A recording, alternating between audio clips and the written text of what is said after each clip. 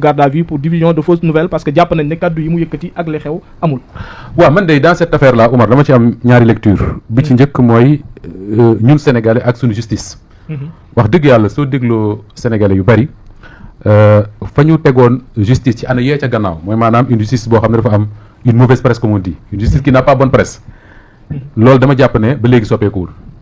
te kaawu Mor Mbaye Cissé bi expliqué waat na ko pourquoi parce que beaucoup de sénégalais. dañu am le sentiment que ni am na yoo xam ne ay nit mën nañ koo def mbaa ñu wax ko ci réew mi mu nekk lu garaaw lool ba ku ko dégg teg sa loxo sa gémmiñ dara du lañ ci fekk. am d'autres personnes yoo xam ne suñu defee la plus petite erreur wala faute sax nañ ko tuddee noonu. lu nekk mën na leen cee fekk. beneen bi mooy si affaire bii nii nga xam ne moom moo nekk devant nous. là ba léegi maa ngi nekk dans le domaine de la perception mooy perception bi ci sénégalais yu bari am mooy si l'affaire n'avait pas concerné. Un membre wala des éléments de la famille judiciaire peut-être tournure bi du jël tournure bi mu jël. Mor Mbaye Cissé bi nga xam ne moom la ñuy waxtaane man c'est pas quelqu'un que je fréquente que je connais personnellement. mais damaa xam leen mooy gëm naa ne ku def rigueur la ci liggéey bi muy def. preuve bi ma ci am mooy ay fan ci ginnaaw daf maa woo téléphone moom ci boppam. bi ma woowee sax jëluma ko parce que xaw ma woon le numéro après la ma envoyé message je l'ai rappelé moi-même. boobu ci affaire góor jigéen yi ñuy jàpp la xam nga li ci ëpp moo ko bind pour ne pas dire les 95% des papiers moo ko bind bu ma doon wax ne dafa am benn papier boo xam ne moom daf ko bindoon vérifier ko fa mu ko war a vérifier ba bind ko ba mu génn ki mu concerné woon ay proche am dem ci presse bi doon ko démentir li mu bind ba ñëw fii ci Walfadjri wax fi mooy confirmer moom li mu bind ak la rigueur bi nga xam ne moom la ci def te effectivement li mu bindoon ba léegi dara dindiw ko ci moo tax ma jàpp ne c'est quelqu'un qui met de la rigueur dans ce qu'il fait te dans ces genres de dossiers là ba mu ci nekkee ba léegi tey laay soog a dégg mu am ci ce genre de problème léegi nag su fekkee dañ ko topp pour diffusion de fausses nouvelles comme loo xam ne je crois que Pape Ndiaye rappelé na ko fii plusieurs fois mooy dafa am un élément important mooy nit ki nga xam ne da nga koy topp lan nga jàpp ne moom la jublu ci li mu def man gisuma que ni Mor Mbaye Cissé li mu bind am na ci une quelconque volonté de nuire c'est-à-dire jubluwu ci gaañ jubluwu ci wax lu amul nit la koo xam ne ñun ñëpp di ay journalistes fii ñiy toog autour de cette table ak journalistes ñuy seetaan xam nañ ne lu bari li journalistes yi bind mu jëm ci ay faits divers ci ay enquêtes de la police de la gendarmerie même des dossiers yu procureur yor wala juge d'instruction journalistes yi duñu toog di ci bind comme Moustapha Diop buy décrypter l'actualité wala buy analyser c'est des gens yoo xam ne dañu am des éléments yu nekk dans l'enquête moom la ñu exploité est-ce que cette fois-ci Mor Mbaye Cissé dafa am des éléments yoo xam ne dafa nekk dans l'enquête mu exploité ko après il s'est rendu compte que ne il s'est trompé man wax naa fii keroog man ak Awa Diop ñoo fi nekkoon le lundi que ne man li ma gën a gëm c'est pas njuumte bi ñuy def ci bopp journaliste yi parce que dans cette affaire là il y a deux versions yoo xam ne man dama jàpp ne changement bi dafa gaaw trop dans un premier temps dañu wax ne dafa am benn xale bu ñu jàpp ak ay moromam xale boobu moo wax ci làmmiñam ne moom kët xaalis bi mu jël ci kër papaam ci armoire papaam la ko jëlee ñu dem cette version là génn dans la presse à travers la plume de Mor Mbaye Cissé ci lu yàggul dara une autre version ñëw muy version wu 100 millions yu ñu sàccee ci oto waa ji tudd Adama Ndiaye xaw ma je ne sais quoi encore man ma ne journaliste la te souvent nag journaliste dafay ñaaw njort ci yenn évolution information yi ma ne man cette évolution là ça franchement ça me pose problème je n'accuse personne xaw ma qu'est-ce qui s'est passé mais ça me pose problème mais l'un dans l'autre li ñu war a jàpp mooy man dama bëgg a xam ba xam est-ce que Mor Mbaye Cissé te man loolu mun pour ñu gëm loo ma ko dana jafe est-ce que dafa toog ci machine am daa di bind benn papier daa di wax ne am na benn xale bu ñu jàpp nee na 25 millions yi ñu ko jàppee ci kër papaam la ko jël point final tëgg ko fenn wala boog est-ce que Mor Mbaye Cissé dafa jot benn PV d'audition boo xam ne xale bi ci boppam moo raconté une histoire su fekkee ne xale bi ci boppam moo raconté une histoire et que à partir de ce PV d'audition là Mor Mbaye Cissé ci la bind son papier man yaakaaruma ne mën nañ koo topp pour diffusion de fausses nouvelles parce que l'information dans ça c'est quoi l'information il faut ñu jéem a sérieux un peu les choses l'information n'est pas que ni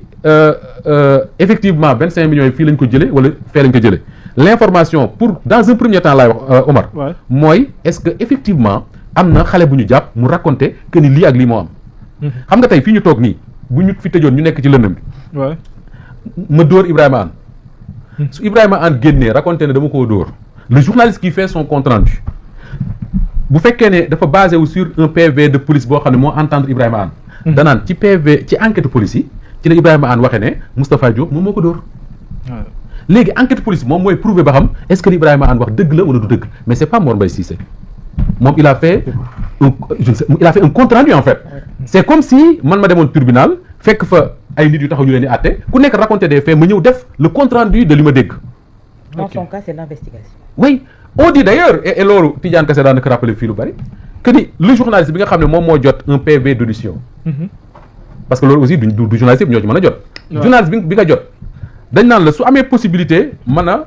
dem au-delà du PV c'est-à-dire mën a laaj les personnes concernées ba xam effectivement lii nii la demee waaw wala déet mën na ko def mais ki nga xam ne moom mi ngi ci loxoy yoon jàpp nañ ko ba téye ko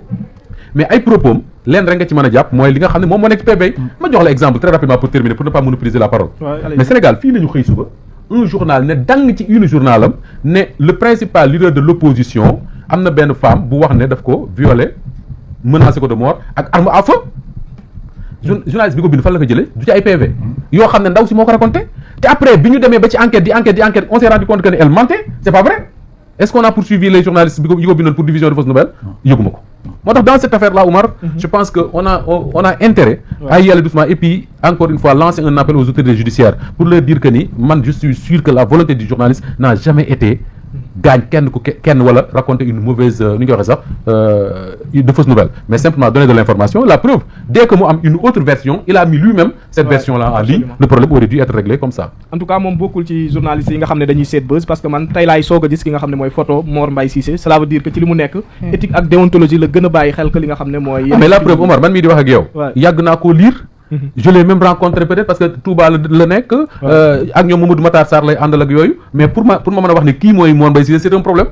te woo na ma téléphone bañ waxtaan mais photo maa ngay soog a xàmmee diggante démb ak tey absolument Thierno ci yow laay ñëw parce que li ñu koy toppee mooy diffusion de fausses nouvelles te moom sax dem na ba li nga xam ne mooy deuxième information bi évolution bi mu amee moom ñëw na avec grandeur mu dugalaat ko est-ce que li nga xam ne mooy benn démenti rek doyuloon pour bañ a yóbbu nit ki fi nga xam ne mooy garde à vue ba koy defeere waaw Omar loolu dafa nekk loo xam ne dafa c'est devenu récurrent dans le débat public lu ñuy ñaawlu la à chaque fois que journaliste wala activiste wala kenn lanceur d'alerte wala képp koo xam ne daal yàlla def ko natoo muy intervenir sur la comment dire sur l'espace public di joxe ay informations que à chaque fois que mu am loo xam ne neexul ñenn ñi ñu koy yóbbu ci yoon il n'est pas dit que c'est pas le propos hein il n'est pas dit que les journalistes sont des citoyens à part yoo xam ne ils ne sont pas justiciables voilà donc amuñ benn immunité qui protège les journalistes mais dañ ne un journaliste dafa exposé c'est-à-dire profession li muy liggéey daf ko exposé de telle sorte que waruñu rek à chaque fois que il donne une information qui boo xam ne peut-être c'est pas l'exactitude de l'information ñu koy traîner devant la justice loolu moom je crois que toutes les lois et toutes les conventions internationales loolu d'accord nañ ci loolu te Sénégal dafa évoluer sax ci loolu Sénégal dem na ba installer benn ce qu'on appelle un tribunal des pairs qui permet à ce que su fekkee ne tu n'es pas d'accord ci benn information boo xam ne daf la viser nga yóbbu ko foofu et je pense que loolu il faut rappeler l'élégance d'un certain ancien ministre des finances qui s'appelait Abdoulaye Diop waaw je crois que c'est Madiambal voilà c'est Madiambal parce que man effectivement c'est lui ce jour-là moi-même personnellement boobu on était à Sacré-Cœur je l'avais appelé pour avoir sa version moom Madiambal en fait quand il a été condamné par le tribunal des pairs mais Abdoulaye Diop qu'est-ce qu'il a fait il avait la possibilité de porter plainte devant un tribunal parce que homonyme la woon lui ça peut Madiambal da ko Ibrahima il faut ñu leeral pour nga mën a àggale Madiambal da koo taqal ne dafa am ay kër Canada au Canada waaw génne fi ay photos ak ay textes yëpp ne moo ko moom Abdoulaye Diop ne c'est pas vrai il raconte des mensonges et il avait saisi le CORED à l'époque qui s'appelait le CRED je crois que c'est le gars qui dirige le journal là Kader Diop waaw moo ko dirigé effectivement merci Moussa pour ce rappel historique donc Abdoulaye Diop Abdoulaye Diop donc il avait eu cette élégance là je pense que aujourd'hui aussi ki nga xam ne moom mooy magistrat boobu noonu bon je crois que c'est un magistrat du pôle judiciaire financier donc il aurait pu avoir aussi la même élégance mais bon c'est pas moi le montant dont on dit que ça a été voilà sama doom jël na ko du man quand c'est-à-dire man je me dis que quand il y a diffusion de fausses nouvelles c'est qu'il y a une vraie nouvelle une bonne nouvelle non pas bonne nouvelle sax mais une vraie nouvelle la nouvelle vraie donc nouvelle vraie boobu nga teg ko sur la place publique d'autant que comme tu l'as dit aussi le journaliste lui aussi il a évolué dans son information et man Mor Mbaye Cissé boobu je crois que comme mes autres camarades man ba léegi nii man photo bi ñuy wax ni sax man gisaguma ko mais c'est quelqu'un koo xam ne aujourd'hui je commence à m'habituer à sa signature parce que simplement il donne des faits il est factuel gisuma ko ci ay commentaires gisuma ko ci ay yeneen d'ailleurs la preuve sax moom la preuve que il est factuel mooy boo seetloo c'est des papiers courts qu'il écrit à papier la wax yoo xam ne sujet verbe complément 2 3 4 5 phrases yoo xam ne yëpp sujet verbe complément amul benn commentaire du ci def benn commentaire donc kooku ñun ñi dans le milieu on peut avoir une présomption de sérieux ci kooku noonu il n'est pas infaillible nag c'est un être humain comme tout le monde comme nous tous qui sont autour de cette table là mën na def erreur et lui-même à travers ses faits et gestes il a presque reconnu son erreur il a évolué joxe ne beneen information bi nga xam ne qui un peu contredit wala en tout cas qui en tout cas boo xam ne bokkul ak information bi mu jokkoon joxe te loolu mu nekk geste de grandeur parce qu'on a vu des journalistes yoo xam ne qui ont commis des erreurs